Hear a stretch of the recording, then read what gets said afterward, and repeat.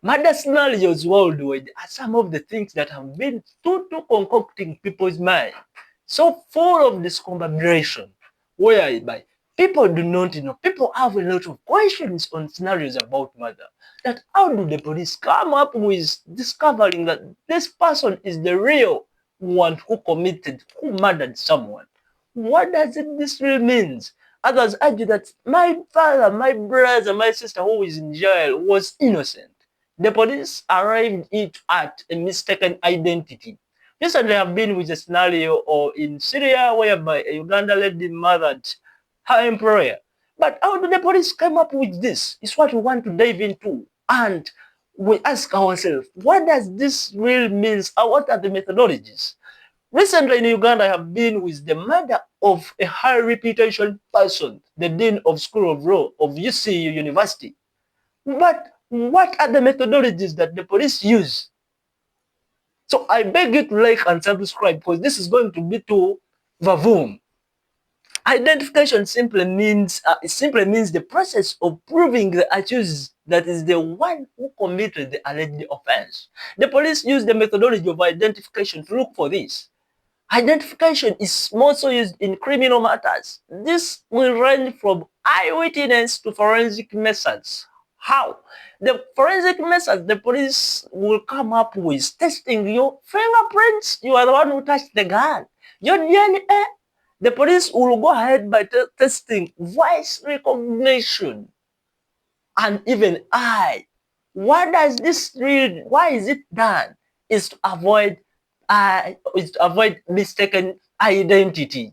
However, they use two methodologies in identification. First of all, there is what we call single identification witness, whereby the witness, him or herself, is well aware of the accused. Or there is the element of familiarity. You are well familiar with the person who committed the alleged offense.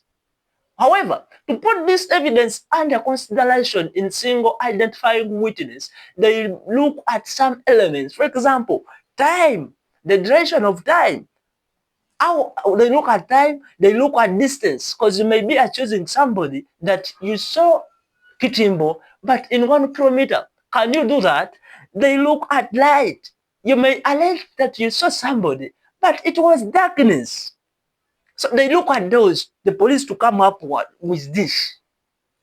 There is another methodology in identification that they use, which is identification parade. In identification parade, the witness is not aware of the person. There is not an element of familiarity. The witness is not aware of the person who committed the alleged offense in identification parade. However, the court will come up with different methods in order to ascertain, to look for someone who committed the offense. How? The accused person whom they are suspecting to do so is going to be put in a line with at least 8 people, whereby these people are presumed to be similar in height, size, even color, whereby is placed in those 8 people to ascertain whether is the person who committed this offense or is another person, so that they can do so. In this process, the accused must also be allowed to change position, because by that time the accused is innocent. Is allowed to change position if it's allowed to do so. Even the witness himself who suspected a certain character of a person is prevented from reaching the scene, where they are carrying out what we call identification parade.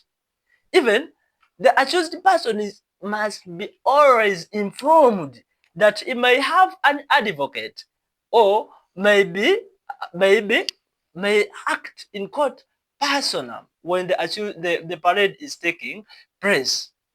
Because at that point, the accused person is innocent, is not guilty.